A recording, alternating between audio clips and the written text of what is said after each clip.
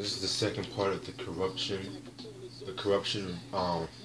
excuse me, the corruption review, and this is the East Coast version of the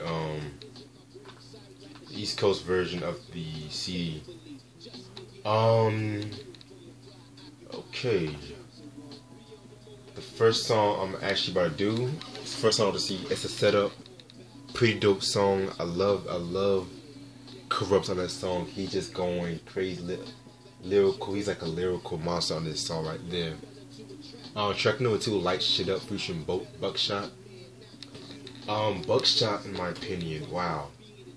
I was not expecting him to be on this record with Kurupt. And Easy Mo B produced that beat, so, and Easy Mo B done a lot of dope ass shit, produced for everybody from like Biggie to Tupac. I believe he produced for Big Daddy Kane, if I'm not mistaken. But yeah, he's a very dope producer. Needs more respect in the hip hop game. Light Shit Up, damn, like that's probably one of my favorite songs off this album. I think like Buckshot, that's one of my favorite MCs, you know, of all time. The dude can spit, and his breath control is amazing. I think I mentioned it before. I think it was one of my Eric B and Rakim vids. I talked about his breath control. One of those vids. Other than that, track number 3, Game. It's an okay song, but it's like a street oriented song. Track number 4, Give Me What You Got, featuring Barshawn. And that song was alright. Track number 5, If You See Me, featuring Short Comp, Baby S, L Drugs and Trigger. Pretty dope song, but I could have done without the guest appearance. I don't know, some of the guest appearances were just eek. I'm gonna get into that once I finish with the album review. Track number 6, The Live, featured L Drex. Hands down my favorite song off the whole East Coast CD. Pretty good song. I love that content. He's talking about self-explanatory, talking about his life and all that. Cool song right there. Love that shit. Track number 7, No Feelings. Pretty alright song, featuring Slav and Pistachio. Track number 8, It's Time. Hell Nah, featuring Deadly Venoms. Track number 9, I Wanna. And track number 10, Who Do You Be, featuring Shailene. That song was pretty, and it could have been. I wish it could have been a little bit better. And the last track is We Can Freak It, the East Coast remix, featuring Noriega and Stevie J. Yeah, that was actually, personally, I like the West Coast version better, but like this remix, it was pretty good, dope remix though. Noriega, you know, he was doing his thing around that time. I believe he dropped his first solo album. What's the name of that solo album? Damn, I forgot the name of that. I forgot the name of that. Noriega's first solo album. I forgot the name of that album, bro. And that's it for the East Coast CD. Overall, I wish this album could have been a little bit more better. I mean, here's a couple things. Let me talk about the good and the bad. The good part is Kurupt, you know, he's being more, I like the fact that he's being more versatile with some of the songs.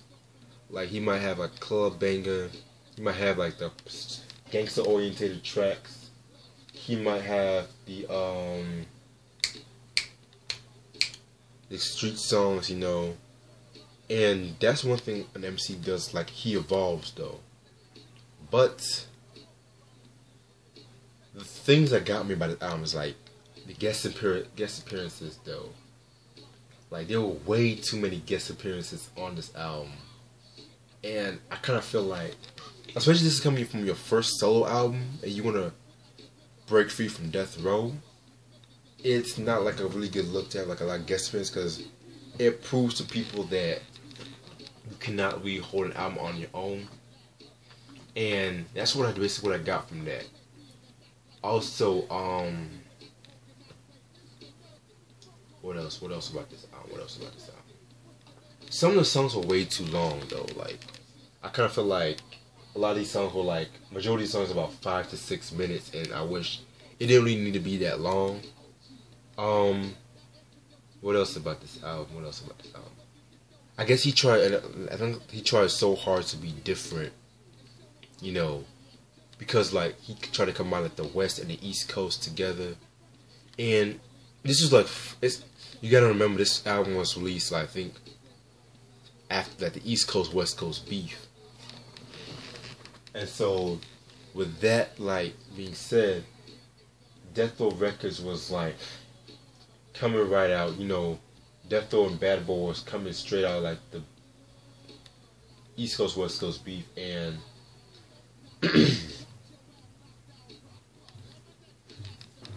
and like what was I just about to say? They were trying to really, he was trying to like unify hip hop together, and although like, here's a little side trivia though. Not many people know about this, but Tupac, he originally wanted to do an album called One Nation, where he wanted to come on the East and West Coast together and, you know, unify. But, you know, of course he got killed when that plan didn't get to fruition though. What else? What else about this album? And I wish, like, if he would have, like, if it wasn't a double disc, and he would have got, like, the best song with the East and West Coast, then this would have been, like, a more better album, in my opinion, though. That's what I have to say.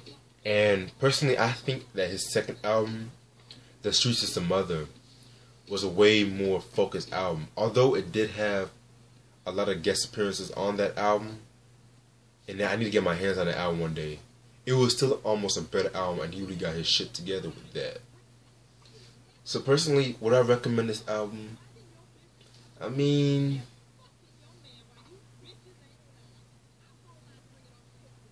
yes, I would recommend it, but be warned though, because it's not like, it's not as like what you would think. Like, it's not what you would. How can I? Like, he's still trying to be different, but at the same time, there's like a certain value when MC tries to be different.